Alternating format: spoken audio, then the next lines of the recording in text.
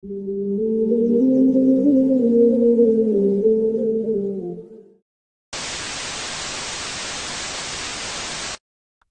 Class 12-এ ওঠার সময় শারমিন তার পছন্দের গ্রুপে সিট পাচ্ছিল না। সে একটু মনমরা হয়ে বসেছিল, কারণ তার সব প্রিয় বান্ধবী একপাশে সিট পেয়েছিল আর সে ছিল একা। আরমান দেখল শারমিনের মুখটা কেমন ফ্যাকাশে হয়ে গেছে, তার চিরচেনা প্রাণবন্ততা হারিয়ে গেছে। সে শারমিনের প্রিয় বান্ধবী মিতার সঙ্গে একটা মৃদু কথোপকথন করল, যাতে মিতা শারমিনকে তার কাছে ডাকতে পারে। মিতা কিছুটা দ্বিধায় ছিল, কারণ সে আরমানের শান্ত স্বভাব সম্পর্কে জানত। আরমান তখন একটা অদ্ভুত কাণ্ড ঘটাল। সে তার নিজের পছন্দের সিটটা, যেটা আসলে ক্লাসের এক কোণে চুপচাপ বসে থাকার জন্য তার সবচেয়ে পছন্দের জায়গা ছিল, ছেড়ে দিয়ে শারমিনের এক বন্ধুর সাথে বিনিময় করল। বিনিময়ের শর্ত ছিল শারমিন যেন তার বন্ধুদের সাথে বসতে পারে। বিনিময়ে আরমানকে বসতে হল ক্লাসের সবচেয়ে পেছনের নোংরা বেঞ্চে, যেখানে জানালা দিয়ে বৃষ্টির ছাঁট আসত আর বোর্ডও ঠিকমতো দেখা যেত না। যখন শারমিন দেখল আরমান কিভাবে তার জন্য সিট ছেড়ে দিয়েছে, সে অবাক হয়েছিল। সে ভাবল আরমান হয়তো নিজের ইচ্ছেতেই সিট পরিবর্তন করেছে। তুই আমার জন্য এমন করলি? শারমিনের প্রশ্নে আরমান শুধু মাথা চুলকে বলেছিল, আরে ধুর, আমারও তো পেছন বেঞ্চে বসার খুব ইচ্ছে ছিল, তাই। শারমিন হেসেছিল সেদিন, কিন্তু আরমান জানত এই হাসিটাই তার সব ইচ্ছের চেয়ে বড়। সেদিনের বৃষ্টির ছাট আর ঠান্ডা বেঞ্চ আরমানের কাছে শারমিনের হাসির চেয়ে বেশি মূল্যবান ছিল না। শারমিনের কাছে এটা ছিল স্রেফ এক অদ্ভুত ছেলে আরমানের নিরীহ একটা কাজ। তার পেছনে যে আরমানের এত গভীর আত্মত্যাগ ছিল, তা সে বিন্দুমাত্র বুঝতে পারেনি। একদিন টিফিনের সময় ক্লাসের কিছু ছেলেমেয়েকে আরমান আর শারমিনকে নিয়ে ফিসফিস করতে শুনল শারমিন। ওই দেখ, আরমান আবার শারমিনের দিকে তাকিয়ে আছে। আহারে, বেচারা আরমান, সারা জীবন একতরফা ভালোবেসে গেল, আর শারমিন তো পাত্তাও দেয় না। এমন সব কথা শারমিনের কানে যেন আগুন ধরিয়ে দিল। সে ভীষণ বিরক্ত হল। তার মনে হল এসব নিশ্চয়ই আরমানেরই কারসাজি, সবার সামনে তাকে হেয় করার চেষ্টা। সে সোজা সবচেয়ে কাছের বান্ধবী মিতার কাছে গেল। মিতা তখন বই পড়ছে। শারমিনের মুখ দেখে মিতা কিছুটা অপ্রস্তুত হয়ে পড়ল। কি হয়েছে শারমিন, এমন উত্তেজিত দেখাচ্ছে কেন?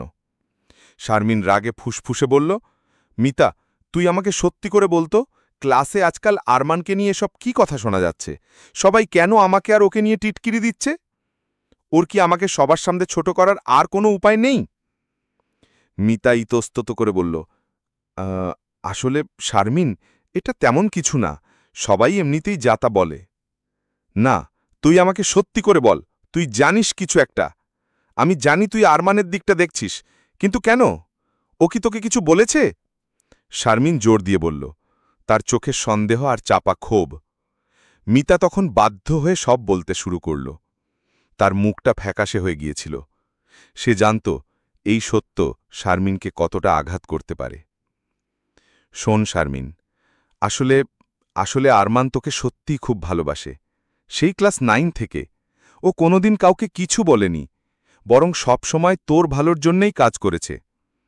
মনে আছে সেই দৌড়ের দিন যখন তোর জুতোর ফিতা খুলে যাচ্ছিল, ওই তো পেন্সিল ফেলার ছলে তোর ফিতাটা বেঁধে দিয়েছিল। আর সেদিন যখন তোর সিট দরকার ছিল, ও ওর নিজের পছন্দের সিটটা তোর জন্য ছেড়ে দিয়েছিল। মিতা আরও বলল, ও তোকে নিয়ে কোনোদিন একটা খারাপ কথাও বলেনি, আর ক্লাসের ছেলেরা যখন ওকে নিয়ে হাসাহাসি করে, ও শুধু মাথা নিচু করে সব শুনে যায়। ও চায় না তুই কোনোদিন কষ্ট পাস। কিন্তু শারমিনের মন তখন এই কথাগুলো গ্রহণ করতে পারছিল না। তার মনে হল মিতা হয়তো আরমানের প্রতি সহানুভূতিশীল হয়ে এসব বানিয়ে বলছে, অথবা আরমানই হয়তো মিতাকে দিয়ে সব বলিয়ে পাঠিয়েছে। তার ভেতরে জেকে বসেছিল এক তীব্র অবিশ্বাস। আহ, মিতা, এসব কি বলছিস তুই? আমি এসব বিশ্বাস করি না। আরমান, সেই হাদাবন্দা ছেলেটা, ও এসব করবে? আর ও আমাকে ভালোবাসে? ধুর, তুই নিশ্চয়ই ভুল বুঝেছিস, অথবা ও তোকে ভুল বুঝিয়েছে। ও হয়তো সবার সামনে আমাকে আরও বেশি লজ্জিত করতে চায়। শারমিন তার ছেলের হাসি হেসে বলল। তার চোখে মুখে তখন রাগের এক মিশ্র অভিব্যক্তি। মিতার মুখটা নিচু হয়ে গেল। সে আর কোনো কথা বলতে পারল না। কারণ সে জানত শারমিনের এই ভুল ধারণা ভাঙানো তার পক্ষে সম্ভব নয়। তার মনে শুধু এক গভীর দীর্ঘশ্বাস জমা হল, কেন শারমিন এই সত্যিকারের ভালোবাসাটা দেখতে পাচ্ছে না? এরপর থেকে ক্লাসের মধ্যে দাবানলের মতো ছড়িয়ে পড়ল এই কথা। ছেলেমেয়েরা আরমান আর শারমিনকে নিয়ে হাসাহাসি টিটকিরি শুরু করল।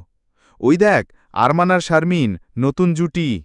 হা হা, হাদাভুদা আরমানের শেষ পর্যন্ত শারমিনের উপর নজর পড়েছে। এমন সব রসালো মন্তব্য ভেসে আসতে লাগল। এমনকি তাদের সিনিয়ররাও, যাদের মধ্যে অনেকেই শারমিনকে একসময় ভালোবাসার প্রস্তাব দিয়েছিল, তারাও মজা করতে ছাড়ল না। তারা সুযোগ পেয়ে শারমিনকে অপদস্থ করতে চাইল। এক সিনিয়র ছেলে টিফিনের সময় শারমিনকে ডেকে বলল, "কি রে শারমিন, শেষ পর্যন্ত এই হাদাভোদা আরমানের গলায় ঝুলে পড়লি? এর চেয়ে তো আমিই ভালো ছিলাম।" এমন সব কথা শারমিনের কানে যেন বিষের মতো বিঁধল। সে তীব্র অপমানে কুঁকড়ে গেল। তার বন্ধুরা, যারা একসময় আরমানকে ভালোবাসার জন্য সাধুবাদ দিত, তারাও ক্লাসের বাকিদের সঙ্গে হাসাহাসিতে যোগ দিল। তাদের কাছে আরমানের ভালোবাসাটা তখন একটা মজার খেলা হয়ে উঠেছিল, যেখানে শারমিন ছিল কেবল একজন পুতুল। শারমিন ভাবল, নিশ্চয়ই আরমানই এসব কথা ছড়াচ্ছে। বাকি সবার মতো সেও হয়তো কেবল ফ্লার্ট করতে চায়, সবার সামনে তাকে ছোট করতে চায়। আরমানের ওই নীরব প্রেম তখন শারমিনের চোখে হয়ে উঠল এক লজ্জাজনক উপদ্রব। সে আর কোনো খোঁজ খবর নিল না। আরমানের চোখের ভাষা, তার নিঃস্বার্থ সাহায্য, সবকিছু তার কাছে মিথ্যা মনে হল। সেদিন ক্লাসের মধ্যে তীব্র অপমানে এক ক্রোধে শারমিনের শরীর কাঁপছিল। তারা কোনো কিছু শোনার ধৈর্য ছিল না। সে ভাবল, আরমানের মতো একটা হাঁদাভুঁদা ছেলে কিভাবে তাকে নিয়ে এমন কাণ্ড ঘটাতে পারে। স্কুল ছুটি হওয়ার পরপরই সে সোজা বাবার কাছে গেল। রাগে ফুঁসতে ফুঁসতে বলল, "বাবা, ওই আরমান নামের ছেলেটা আমার পেছনে লেগে আছে।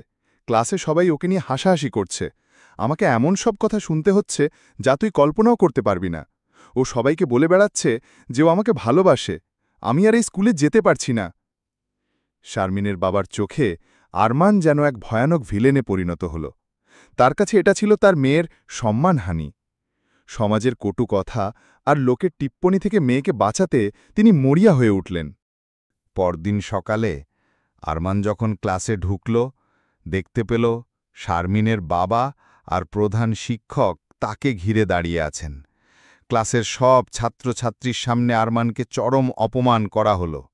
শারমিনের বাবা কঠোর গলায় বললেন, "বেয়াদব ছেলে, আর কখনো আমার মেয়ের দিকে তাকাবি না। ক্লাসে উল্টাপাল্টা কিছু করবি না। তোর জন্য আমার মেয়ের সম্মান নষ্ট হচ্ছে।" প্রধান শিক্ষকও আরমানের পরিবারের কাছে অভিভাবক ডেকে পাঠালেন। আরমানকে সেদিনের মতো স্কুল থেকে বরখাস্ত করা হলো এবং বলা হলো, তার আচরণে পরিবর্তন না এলে তাকে স্কুল থেকে বের করে দেয়া হবে। আরমানের বাবা মাকে স্কুল থেকে ডেকে পাঠানো হলো। মা কেঁদে ফেললেন। বাবার আগে ফুঁসছিলেন। ক্লাসের সব ছাত্রছাত্রীর সামনে আরমানকে চরম অপমান করা হলো। তার সরল নিষ্পাপ ভালোবাসা মুহূর্তেই কলঙ্কিত হয়ে গেল। কিছু বলার ছিল না তার। সে শুধু মাথার নিচু করে সব অপবাদ হজম করল। তার চোখের কোণে জমে থাকা জল কেউ দেখতে পায়নি। তার প্রিয় বন্ধুরা পর্যন্ত মুখ ফিরিয়ে নিয়েছিল।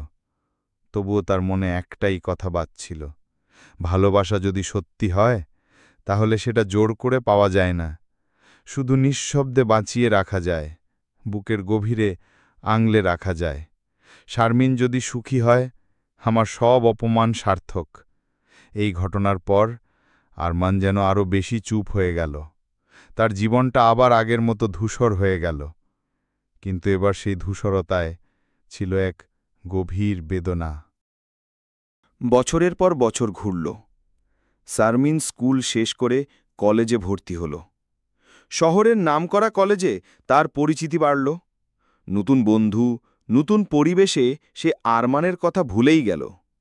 তার জীবনে তখন আরমানের কোনো স্থান ছিল না। আরমানও স্কুল শেষ করে নিজের মতো করে কলেজের জীবন শুরু করল। তাদের দুজনের পথ সম্পূর্ণ আলাদা হয়ে গেল, যেন তারা দুটি ভিন্ন নদীর স্রোত। আরমানের মনে শারমিনের স্মৃতি গভীর ক্ষত হয়ে রয়ে গিয়েছিল, কিন্তু সে তা কাউকে জানতে দিত না। তার জীবন কাটছিল পড়াশোনা আর নিজের একাকিত্বের মধ্যে। কয়েক বছর পর কলেজ লাইফ শেষ হবার ঠিক পরপরই শারমিনের বাবা তড়িঘড়ি করে তার বিয়ে ঠিক করলেন।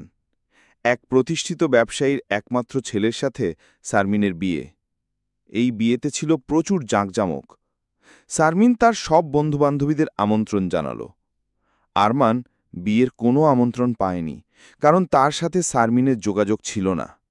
একদিন বিকেলে আরমান তার সবচেয়ে কাছের বন্ধু রাজুর সাথে কলেজে বন্ধুদের পুরনো আড্ডার জায়গায় বসেছিল।